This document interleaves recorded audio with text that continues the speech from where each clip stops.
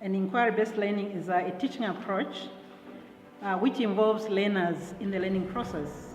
Learners construct their own understanding of the concepts that are taught, and they make their own meaning by getting involved in the learning process. It develops a lot of essential skills, especially skills that are needed for the 21st century. These include communication skills, higher order thinking skills such as critical thinking, problem solving, decision making, evaluation skills, research skills, and so forth. It also develops conceptual understanding, because as learners get involved in the learning process, they tend to discover things that they did not understand previously. Hence, they develop their understanding of concepts. It develops interpersonal skills. During the inquiry-based learning, they interact with one another. They are able to accommodate each other and develop leadership skills. So it's a very important teaching approach for this century.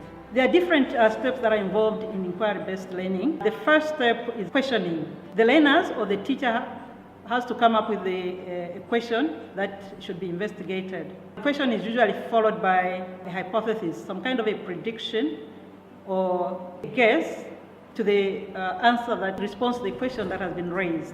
And then after the hypothesis, then the learners are expected to design and plan an investigation. It can be anything. It can be an experiment, it can be an interview, getting information from the internet or the library or whatever source. But they have to plan a clear plan of how they're going to respond to the question that has been raised. And after they've come up with a plan, then they implement that plan to collect the information or data that is required to respond to the question. After collecting the data, they analyze that data and come up with conclusions. After concluding, then they need to report back what they've discovered from the investigation. As they grow up, we tend to stop them or to restrict or inhibit that inquiry. We tell them to stop doing certain things. We tell them to shut up, keep quiet. And then slowly we brainwash them into thinking learning is all about just sitting and listening to the teacher and then try to remember as much as possible. But that doesn't work during this era. During the 21st century, we need learners that can think on their own, that can be creative, that can be analytical, that are able to make decisions. So for us to be able to develop such learners, we need to change the way we teach. We need to change our approach to teaching. And inquiry-based learning is one of the best ways of developing the skills that are necessary for this century. Now there is an old adage which says, tell me and I'll forget. If you tell me something, I'm likely to forget. Show me and I may remember. If you show me how to do something, there's a possibility that I might remember, but there's also a possibility that I might forget.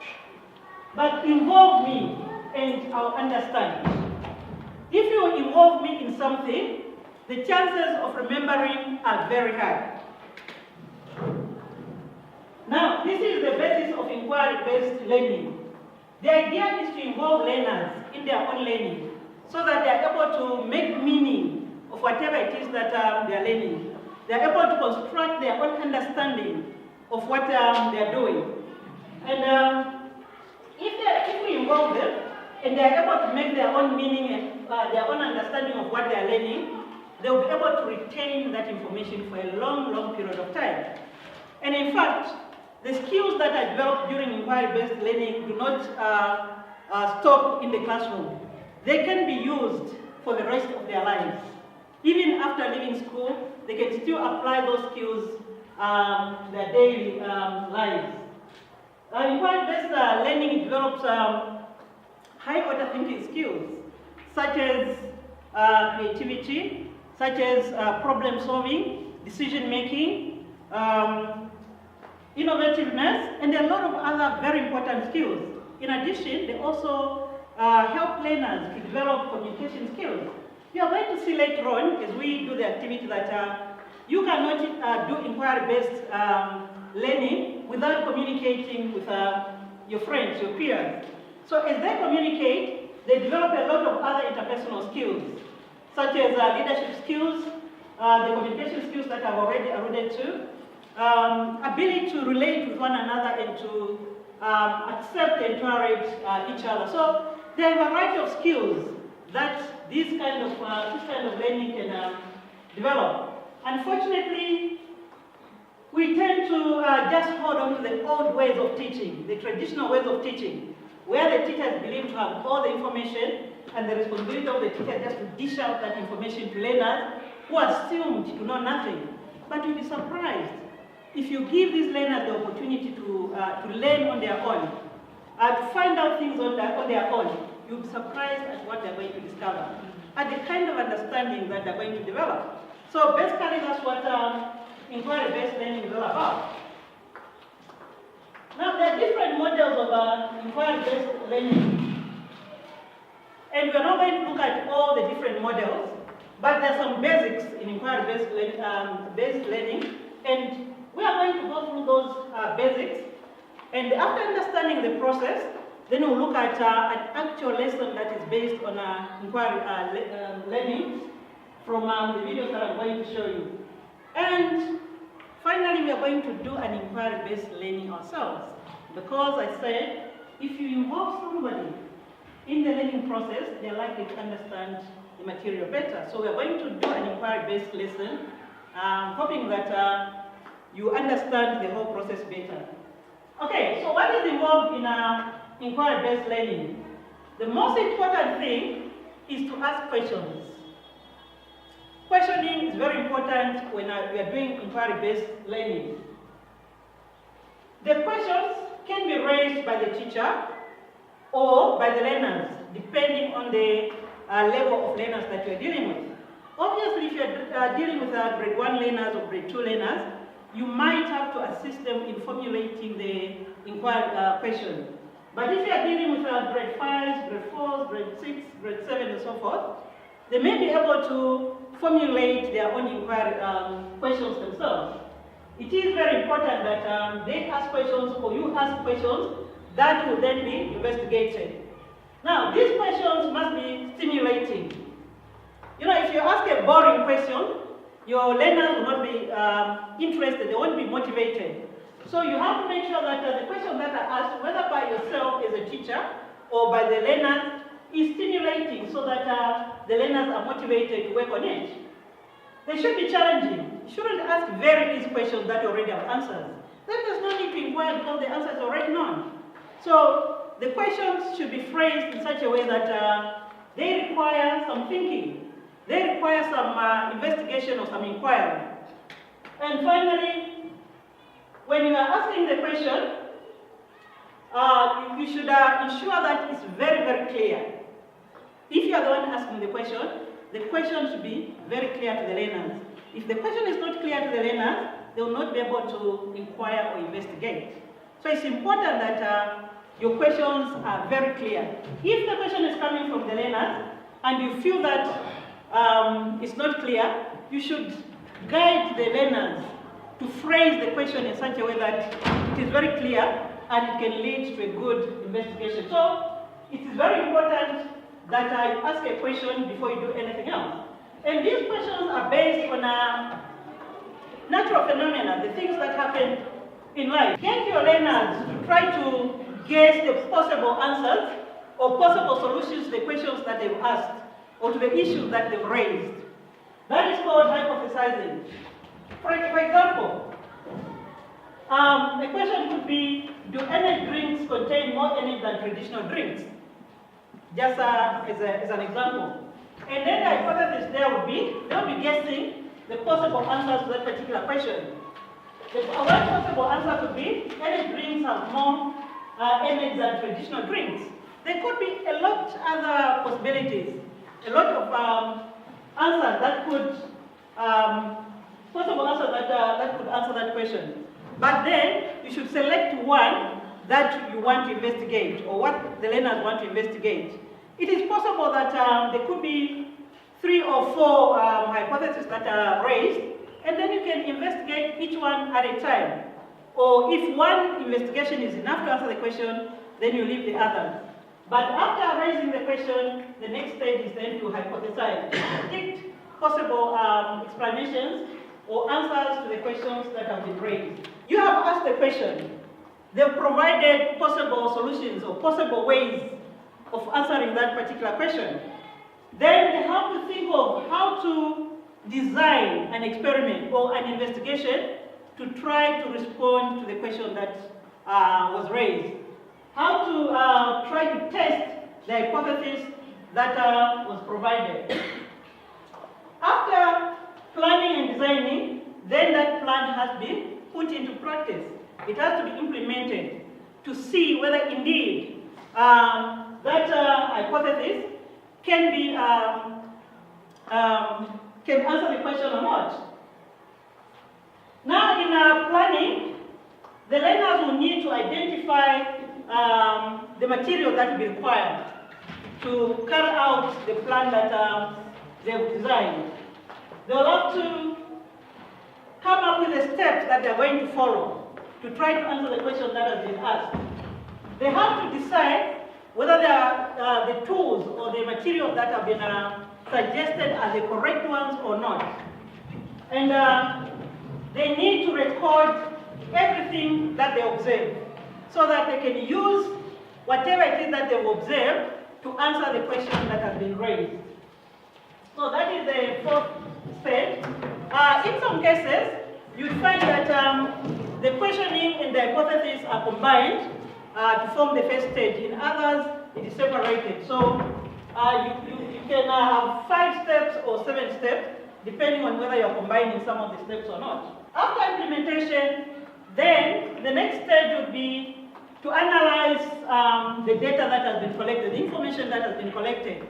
You have probably gone to the library to search for information, or probably you decided that you're going to interview people that are knowledgeable in the area, or you probably decided that you're going to conduct an experiment to try to get the information that will help you answer the question that has been raised.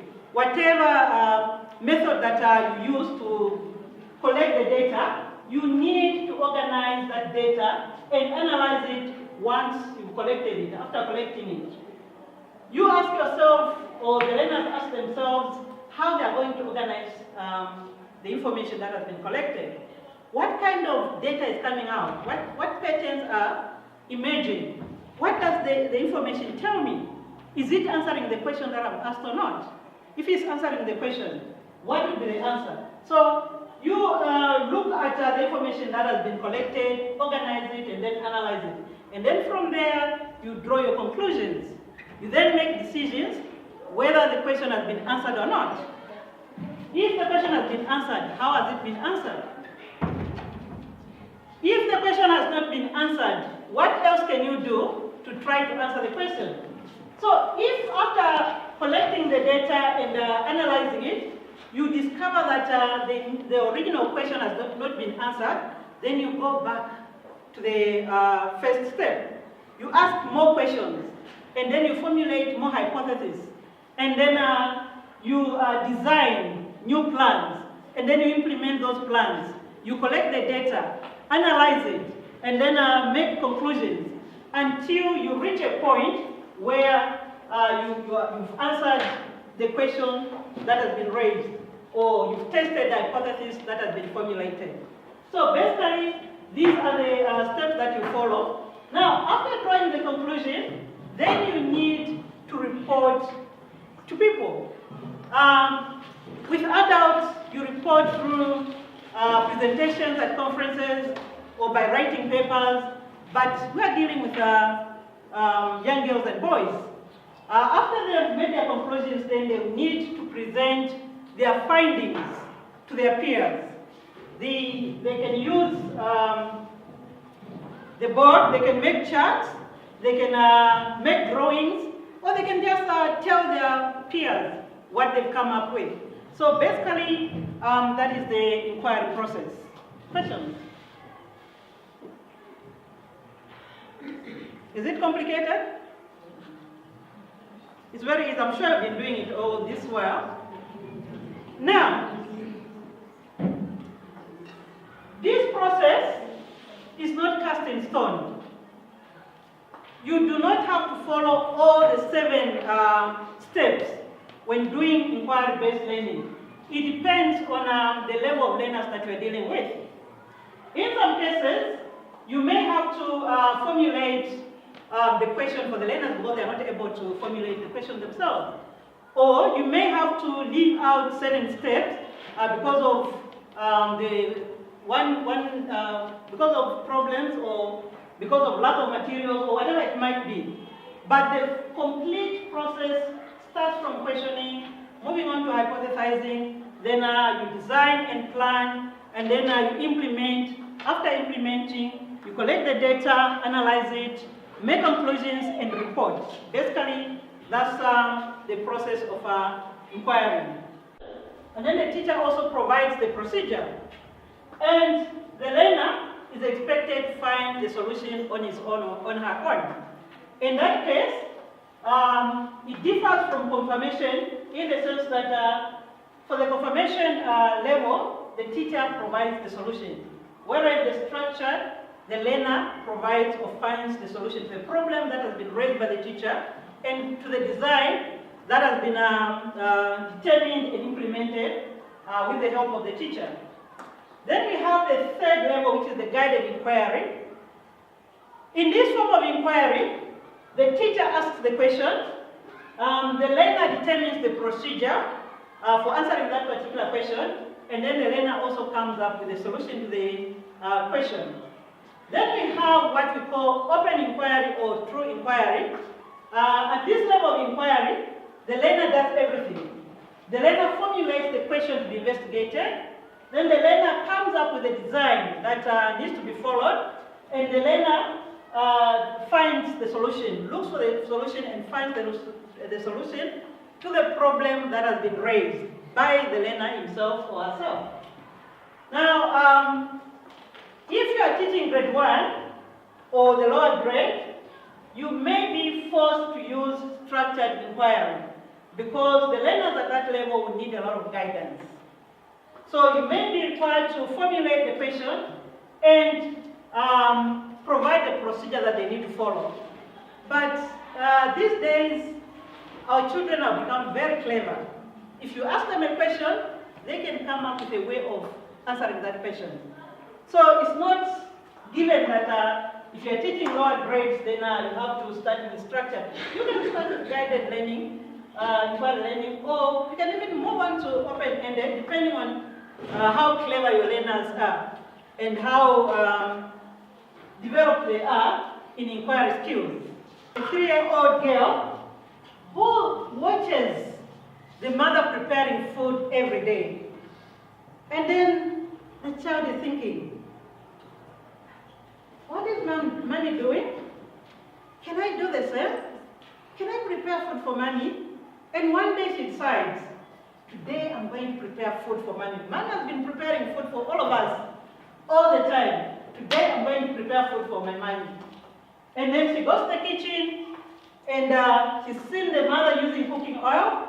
She gets cooking oil, pours it in a container, and she's seen mommy using sugar. She gets a packet of sugar, pours it in the same container, and then she goes to get some tea leaves, pours the tea leaves in the container, and gets some beans, pours in the container, and starts mixing.